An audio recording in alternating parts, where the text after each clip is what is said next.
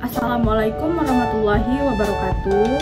Halo guys, perkenalkan nama saya Ainul Mardiah, NIM 12101622220, kelas 5C Manajemen, Prodi Pendidikan Ekonomi, Fakultas Tarbiyah dan Keguruan, Universitas Islam Negeri Sultan Syarif Qasim Riau.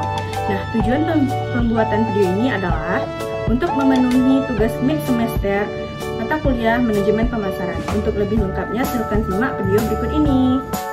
Baiklah, selanjutnya kita akan membahas sistem informasi dan riset pemasaran produk jasa guru. Nah, rumusan masalahnya ialah, bila ingin menjadi guru, jelaskan sistem informasi dan riset pemasaran Anda. Selanjutnya, sistem informasi pemasaran. Nah, perusahaan membutuhkan informasi yang dapat dipercaya untuk menghasilkan nilai dan kepuasan yang tinggi bagi pelanggan agar dapat memahami kebutuhan dan keinginan pelanggan secara utuh. Jadi, sistem informasi pemasaran itu terdiri dari orang, peralatan, dan prosedur untuk mengumpulkan, memilah, menganalisis, mengevaluasi, dan mendistribusikan informasi yang diperlukan secara tepat waktu dan akurat kepada pembuat keputusan pemasaran. Oleh sebab itu, sistem informasi yang dirancang dengan baik itu selalu berawal dari pengguna dan berakhir kepada pengguna. Selanjutnya yang kedua, riset pemasaran. Proses riset pemasaran dapat dilakukan. Yang pertama adalah mendefinisikan masalah dan menetapkan tujuan riset, seperti riset eksplorasi, deskriptif, atau kasual. Yang kedua, mengembangkan rencana untuk riset mengumpulkan data baik dari sumber primer dan sekunder. Yang ketiga, mengimplementasikan rencana riset pemasaran dengan mengumpulkan, memproses, dan menganalisis informasi. Dan yang terakhir, menerjemahkan dan melaporkan penemuan. Selanjutnya, metode pengumpulan data untuk proses riset informasi. Pertama, ada metode observasi, yaitu informasi bersumber dari pengamatan situasi dan merekam perilaku konsumen dalam suatu pemasaran. Yang kedua, metode survei, artinya bersumber dari responden melalui wawancara pribadi, tanya jawab yang berupa kuesioner atau wawancara melalui telepon. Yang ketiga, wawancara tidak langsung, yaitu bersumber dari diskusi kelompok yang dibentuk sehingga akan muncul informasi dari hasil diskusi yang dilakukan. Nah, selanjutnya pembahasan, yaitu yang pertama, sistem informasi pemasaran produk jasa guru.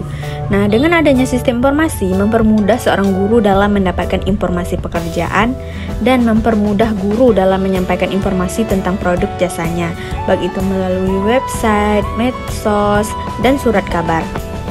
Nah, jika menjadi seorang guru, sistem informasi guru yang sarana dan prasarananya memadai dan cukup, maka dalam menginput atau memasukkan nilai siswa dapat dilakukan menggunakan sistem informasi yang canggih, artinya tidak manual lagi.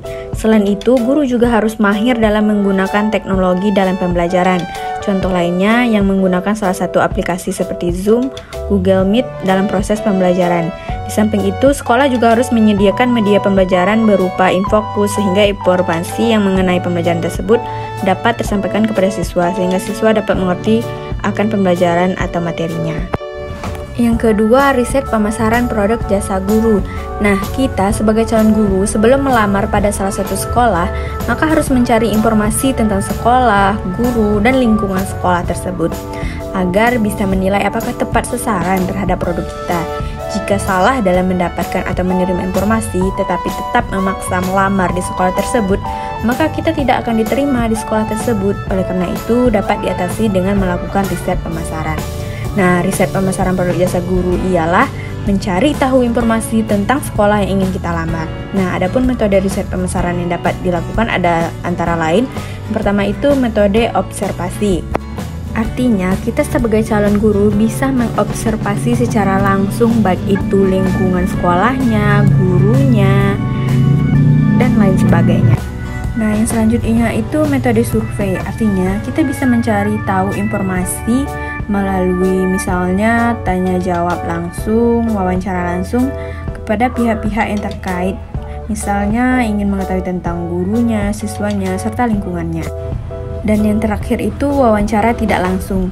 Misalnya seseorang guru akan bertanya kepada salah satu pihak sekolah, satpam atau security, bagaimana keadaan dan perkembangan sekolah tersebut. Itu saja materi yang dapat saya sampaikan. Lebih dan terkurangnya saya mohon maaf. Wassalamualaikum warahmatullahi wabarakatuh. Bye-bye.